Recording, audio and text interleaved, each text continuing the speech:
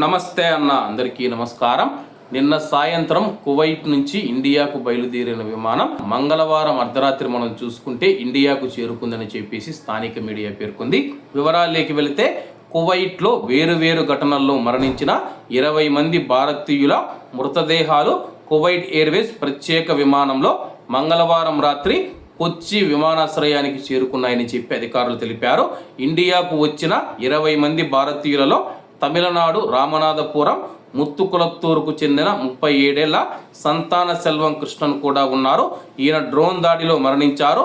మిగిలిన 19 వ్యక్తులు ఇటీవల వివిధ సంఘటనలు మరియు సహజ కారణాల వల్ల మరణించిన బాధితులని చెప్పేసి కొనసాగుతూ ఉన్న ప్రాంతీయ ఉద్రిక్తతల కారణంగా వారిని ఇండియాకు రప్పించడం ఆలస్యమైంది. కువైట్ నుంచి విమాన కార్యకలాపాలలో ఇటీవల ఏర్పడిన అంతరాయాల కారణంగా మృతదేహాల తరలింపు ఆలస్యమైంది.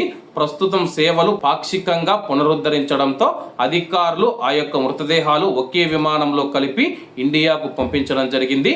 కువైట్ కొలంబో కొచ్చి మార్గంలో KU 5632 నంబరుతో వస్తూ ఉన్న విమానం అర్ధరాత్రి దాటిన తర్వాత కొచ్చి అంతర్జాతీయ విమానాశ్రయంలో దిగిందని చెప్పేసి ఈ విమానం కేవలం మృతదేహాలను తరలించడానికి మాత్రమే తీసుకుని వచ్చారు.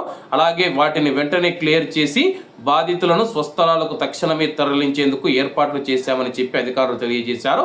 మృతదేహాలను కోచికోడ్, ఆల్పూజా, కొట్టాయం, తమిళనాడులోని ఇతర ప్రాంతాలతో సహా పలు ప్రదేశాలకు పంపనున్నారు. ప్రస్తుతం మనం చూసుకుంటే కానీ ఈ యొక్క విమానం ఏప్రిల్ 1వ తేదీ కువైట్కు తిరుగు ప్రయాణం అవుతుందని చెప్పేసి తెలపడం జరిగింది. ప్రస్తుతం కువైట్ నుంచి ప్రత్యేక విమానం ఇండియాకు చేరిన తర్వాత ఈ రోజు మళ్ళా ఆ యొక్క విమానం ఎటువంటి ప్రయాణికులు లేకుండా మళ్ళా కొచ్చి నుంచి కువైట్కు బయలుదేరి వెళుతుందని చెప్పి అధికారులు తెలియజేశారు.